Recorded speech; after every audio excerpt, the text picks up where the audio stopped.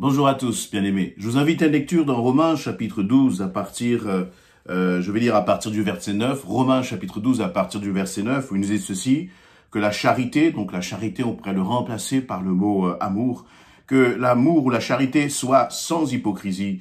Ayez le mal en horreur. Attachez-vous fortement au bien. Par amour fraternel, soyez pleins d'affection les uns pour les autres, par honneur.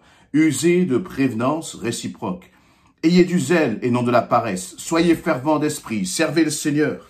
Réjouissez-vous en espérance. Soyez patients dans l'affliction. Persévérez dans la prière. Pourvoyez aux besoins des saints et exercez l'hospitalité. Verset 14. Bénissez ceux qui vous maudissent, ceux qui vous persécutent.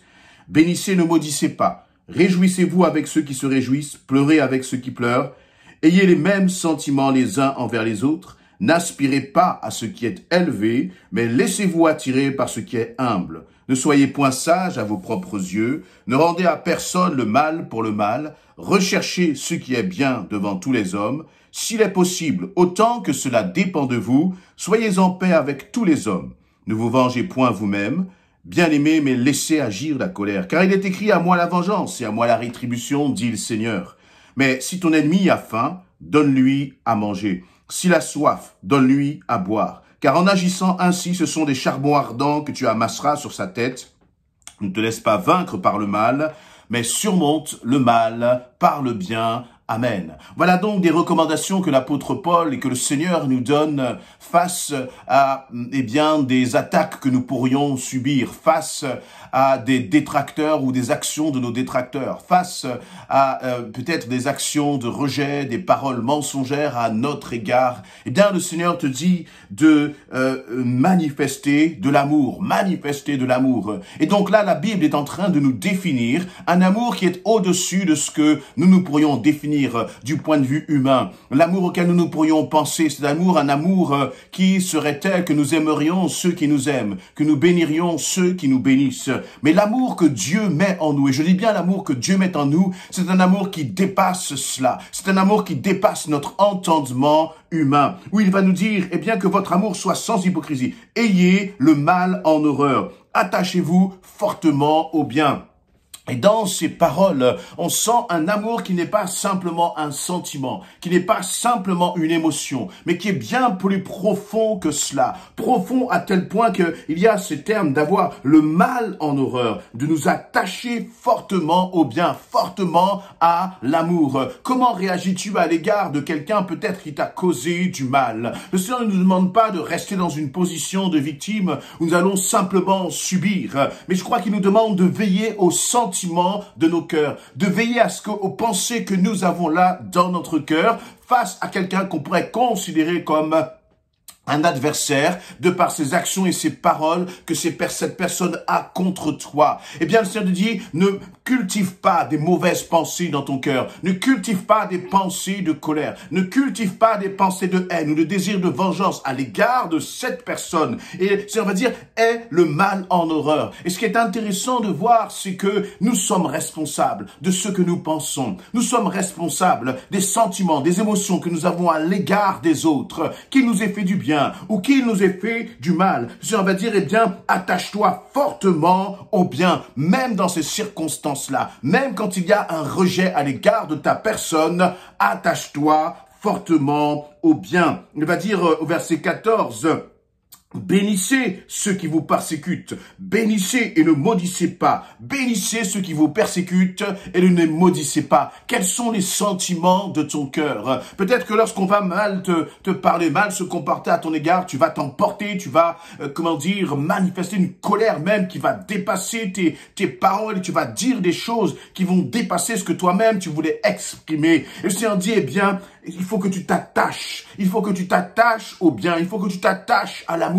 Encore une fois, aimer son ennemi, ce n'est pas accepter de se laisser marcher dessus, mais c'est refuser dans nos cœurs tout sentiment vraiment qui n'honorerait pas Dieu, tout sentiment qui au contraire commencerait à mettre dans nos cœurs un terrain favorable à la colère, un terrain favorable à la haine, un terrain favorable à la méchanceté, un terrain favorable à la vengeance. Le Seigneur te dit, écarte-toi de tout cela, mais laisse Dieu être juge. Laisse Dieu, voyez au verset 19, ne vous vengez point vous-même, bien-aimés, mais laissez agir la colère. Et lorsqu'il nous est dit laisser agir la colère, c'est-à-dire laisser agir la colère de Dieu. Pourquoi laisser agir la colère de Dieu? Parce que notre Dieu est un Dieu juste. Est-ce que notre Dieu se met en colère? Est-ce que le Dieu de la Bible, le Dieu unique, le Dieu véritable, le Dieu créateur de l'univers, est-ce que le Dieu qui nous aime se met en colère? Oui, il se met en colère. Mais la différence avec la colère de Dieu et ma colère et ta colère, c'est que la colère de Dieu est juste.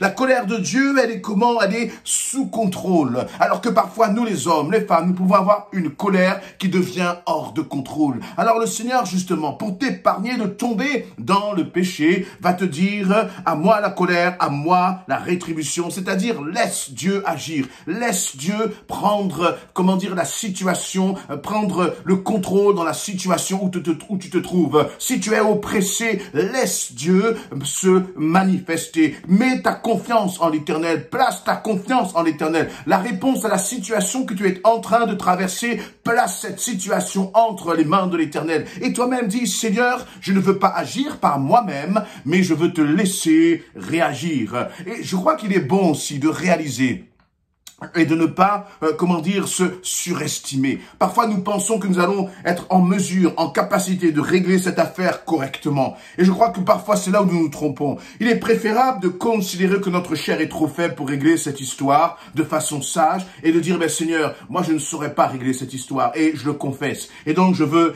te confier cela pleinement afin que toi, tu puisses agir. Et en même temps que nous avons cette attitude de laisser les choses entre les mains de notre Dieu, nous devons avoir cette attitude de dire, Seigneur, je veux préserver mon cœur de tout mauvais sentiment. Je veux préserver mon cœur de toute amertume, Et en même temps, comment faire cela? Eh bien, au verset 11, il y a une clé qui nous est donnée là et qui va dire, ayez du zèle et non de la paresse. Soyez fervents d'esprit, servez le Seigneur. Voyez, parce que parfois, lorsque nous sommes agités par nos sentiments, eh bien, nous sommes complètement décentrés sur ce qui se passe là et nous oublions les choses du royaume de Dieu. Et peut-être que tu étais engagé dans dans le service pour le Seigneur. Peut-être que tu servais ton Dieu. Et puis à cause de ce qui s'est passé, la colère t'a envahi et t'a retiré. Et tu t'es retiré du service. Tu t'es retiré de l'appel que le Seigneur avait mis sur ta vie. Mais le Seigneur te dit, eh bien, reste fervent d'esprit. Voyez, sers le Seigneur. Et du zèle. Donc, il ne faut pas que ce que tu es en train de traverser t'empêche de servir ton Dieu. Mais au contraire, le Seigneur te demande de rester centré sur ce à quoi il t'a appelé. Ne laisse pas l'amertume envahir ton cœur. Parce que peut-être que tu as subi, des injustices dans l'église parfois. Peut-être que là où tu te trouves dans ton travail, tu as subi des injustices. Tu as été incompris. Mais ne refroidis pas ton cœur. Ne refroidis pas le zèle que tu avais pour servir le Seigneur. Mais au contraire, le Seigneur t'encourage. Il t'encourage. Et il va dire, dans l'affliction, sois patient, c'est-à-dire dans la douleur, dans l'épreuve, sois patient. Sois patient de quoi en fait? Qu'est-ce que tu dois attendre dans cette épreuve? Ce n'est pas que l'autre change, mais ce que tu vas attendre, c'est que Dieu agisse. Parce que en fait, la réalité, c'est que nous avons beau prier pour nos détracteurs, nous avons beau prier pour ceux qui nous font du mal, on ne sait pas si leur cœur va changer, on ne sait pas si leur cœur va être transformé et si leurs paroles vont changer. Et on ne peut pas faire confiance en l'autre dans sa capacité de changer. Mais par contre, ce qui est sûr, c'est que si tu patientes, si tu places ta confiance dans le Seigneur, tu peux être certain que Dieu, lui, agira. Il agira. Et si Dieu nous dit justement d'être patient dans l'affliction, c'est parce qu'il y a un moment où Dieu va intervenir. Alors toi-même, n'agis pas par tes propres forces, n'agis pas par ta propre volonté ou par tes propres moyens, mais sois patient et attends ce temps où Dieu va agir. Et d'ailleurs, juste avant cette première partie de ce verset 12, il nous est dit, réjouissez-vous en espérance et soyez patients dans l'affliction. Voyez, ce qui va t'aider à patienter dans l'épreuve que tu traverses, dans l'opposition que tu traverses, dans la situation de rejet que tu traverses. Qu'est-ce qui va t'aider? Eh bien, c'est de te réjouir en espérance. Et encore une fois, quelle est cette espérance? Cette espérance, elle est extrêmement simple. C'est que Dieu va prendre ta situation en main. Dieu va changer les ténèbres en lumière. Là où il y avait un échec, là où il y avait un blocage, Dieu va agir et il va libérer justement cette situation où tu étais bloqué. Mais donc, il va falloir que tu apprennes à faire quoi? Il va falloir que tu apprennes à te réjouir, non pas par ce que tu vois, non pas par ce que tu entends, mais par espérance. C'est-à-dire, tu te réjouis déjà parce que toi, tu te projettes au-delà de la circonstance et tu vois Dieu agir. Par la foi, tu vois Dieu agir. Et donc, quand tu vois Dieu agir par la foi, cela génère, cela te procure une joie que les circonstances ne peuvent plus t'enlever parce que tu t'es confié dans le Seigneur. Alors, mon ami, quel que soit ce que tu traverses, de situations d'opposition, de rejet, d'incompréhension, continue d'aimer, continue de soigner ton cœur et tes pensées, afin que la rancune ne s'installe pas dans ton cœur, mais qu'au contraire, comme le dit le verset 21, tu ne te laisses pas vaincre par le mal, mais tu surmontes le mal par le bien. Et dans cette expression, ne te laisse pas vaincre par le mal, ça veut bien donc dire qu'il y a un combat. Et l'enjeu de ce combat, en fait, n'est pas le changement de situation. L'enjeu de ce combat, c'est que tu puisses préserver tes pensées et que tu ne puisses pas réagir œil pour œil, dent pour dent, mais qu'au contraire, tu te laisses envahir par le bien. Tu te laisses envahir par ce qui est bon, juste et agréable. Et si tu fais cela, eh bien, qu'est-ce qui va se passer? Le bien en toi va être beaucoup plus puissant que l'ennemi, en fait, qui veut t'attaquer. Et quand je parle de l'ennemi, bien sûr, je ne parle pas de la chair, je ne parle pas de celui qui est humain, mais je parle de l'ennemi de ton âme, le diable. Et donc, laisse-toi envahir par le bien dans cette situation. Je crois même que tu peux prier dans ce sens. Seigneur, je veux agir par le bien. Je veux réagir par le bien. Aide-moi, Seigneur, encore à garder vraiment des pensées qui te glorifient, qui t'honorent dans mon cœur, même dans cette situation. Et je refuse d'être vaincu justement par le mal. Sois confiant, le Seigneur va agir. Mais toi, surveille les portes de ton cœur et ne laisse pas accès au diable dans ta situation. Amen.